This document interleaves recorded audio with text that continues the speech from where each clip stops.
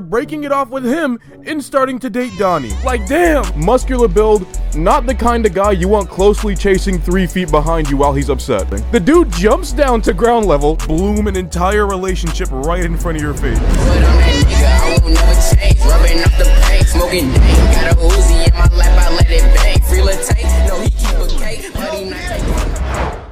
I don't know if you guys realize this, but there are just some things you should not do for love. If you live in America, I'm talking about you. America is home to some of the biggest simps I've ever seen. I mean, you guys are buying roses and taking girls to 5-star restaurants so that you can be in a talking phase? I mean, the way I operate is if she's not my girlfriend, then she does not get princess treatment. So riddle me this, my young viewers. Why the fuck have I been in a fight over a girl that I don't like, not 1, not 2, but 3 times now? Because personally, I don't know, I would say that getting into a fight over a girl evolves way past princess treatment and dips over into queen territory. 8th grade year, my friend Donnie was the only one out of the 3 of us that was able to consistently pull girls. Thing to know about Donnie is for some reason he was extremely charismatic and kind of full of himself, which was something other guys in our class hated him for, but I didn't have a problem with it. I figured if anything, I could probably learn a thing or 2 from him. Plus, I don't know, to me, the culture of hating on someone because they're sure of themselves, but at the same time inflating the ego of somebody who already has a low confidence, has always just been kind of dumb to me.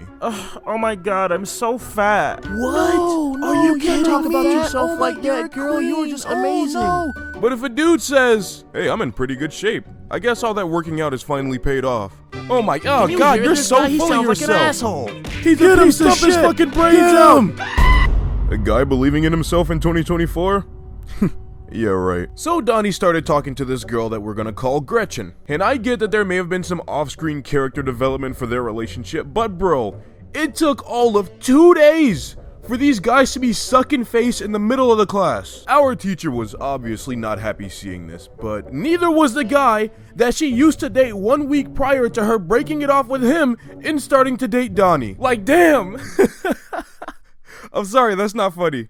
But it kind of is though. But you see, that's what sucks about dating in school though, because if you break up and then this person moves on before you, you're essentially stuck watching this person bloom an entire relationship right in front of your face, right? So her ex-boyfriend, we're gonna call him Trent. Trent was obviously, needless to say, not fucking happy about this shit. So these 2 dudes end up beefing over her, right? And they're ready to scrap almost every day. But nothing would ever usually happen, neither one of them would swing, they would just do that fucking forehead to forehead thing that people do, right? And you know exactly what I'm talking about too. I guarantee you've probably done this before a fight or seen people do this before fights. It's the stupidest shit ever. So one day after school, Donnie and I are walking home. Since he lived literally 2 houses down from me, it would just kind of make sense for us to walk together, especially since we weren't exactly in the safest of neighborhoods. At this point, we've almost made it onto our street when I look back and see a group of guys walking and laughing. Now, being from the south side of Chicago, I know a gang when I see one. So I'm pretty on guard right now. Now, mainly because I didn't notice them walking behind us earlier, meaning these guys were likely lingering out of sight,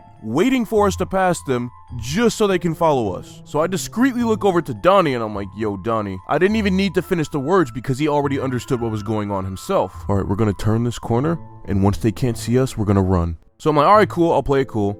We keep walking down the street, we turn the corner, and then we run, nigga, because it's like 6 guys. Like, I don't know if they got weapons. I mean, no matter how you slice it, even a trained martial artist is not going to be able to take on 6 people at once. So we're running, and we make it like 2 houses away. And that, my boy, is when 2 more niggas hop from behind a car and cut us off. So at this point, there's just no denying these guys are here for us. They knew which way we were gonna come home from school. Trent himself is standing at the front of the guys, so I know that this has nothing to do with me because me and Trent never had any bad blood between us. So the first thing Trent says is, so how cool are you feeling now? So when he says that, I look over to my friend Donnie and I'm like, oh shit, I don't know, man. It sounds like he's here for Donnie. Nevertheless, Donnie is still my friend, so we're technically in this together. For a while, Donnie doesn't say anything, so I speak up, and I'm like, there is just no way you're gonna fight us 8-on-2 over a girl. He's like, oh, well, this isn't even just about her. It's about him. Moves into this school, thinks he's so much better than everybody, yada, yada, yada.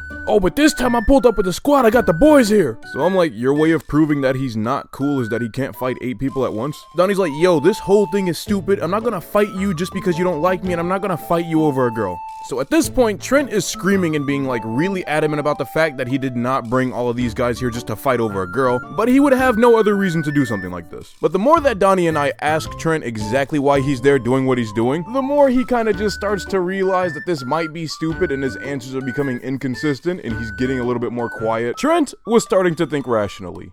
But one of the guys that he came there with was not. Dude was out for blood, runs out of the group, tries to punch Donnie in the face. Donnie dodges it, delivers one straight to this guy's chest. Which I'm like, I don't understand how you thought you were gonna land that hit. You had to take a whole fucking 6 steps to reach this guy. You know how much time that is to react? So all the other guys see this happen, they bum rush us, and we are forced into a situation where we have to fight. 8 on 2, you would think it's a world star situation, but it really wasn't. The punches were not hard, the kicks were not hard. Or maybe that was just me. Maybe they were holding back on me. After all, they were there for Donnie, not really there for me. But it doesn't go on for long because after a while we hear, "Yo, what the fuck do you guys think you're doing?" To this day, this is one of the craziest things I've ever seen. Donnie's older brother is standing on the 2nd floor of the apartment building. The dude jumps down to ground level, takes like 0 fall damage, and starts running towards the group screaming. They see him do this and immediately start tripping and falling over themselves trying to get away from him. Which is completely understandable. His brother, high schooler, muscular build, not the kind of guy you want closely chasing 3 feet behind you while he's upset. Donnie's parents come out of the building and call the police. After that, Donnie's brother runs back to us, is asking us what happened, who was involved, then the police show up. And this is easily the part of the story that stands out to me because it's really disappointing. The 2 officers that we called there for our safety were afraid of us so they wouldn't get out of the car. Legit taking notes on their notepad from inside of the car. Even as young as we were at the time, we knew that they had absolutely no intention of doing anything. Donnie and I know what school this guy goes to. Donnie's older brother knows at least where one of these guys live. Like, they essentially show up after the altercation, refuse to do anything about it, basically tell us to our faces that they're not going to do anything about it, tells us not to do anything about it, and then just deuce out. After that situation, Trent didn't show up to school anymore, and I'm pretty sure it's because he thought he would have been in a lot of trouble, but after like a month of him not showing up to school, I was pretty sure maybe something bad happened to him. And this is just a sad reality of the situation I grew up in. This part of the video is not really for entertainment, but a lot of the people that were gangbanging and stuff around me when I was growing up, they either ended up dead or in prison. I was lucky enough to see that was happening to people around me and chose a different path, but it would have been just as easy for me to fall in with those guys as any other situation. Moral of the story, be careful of the people you hang around and the situations that those people can get you into. And also, fight your own battles and don't be such a fucking pussy.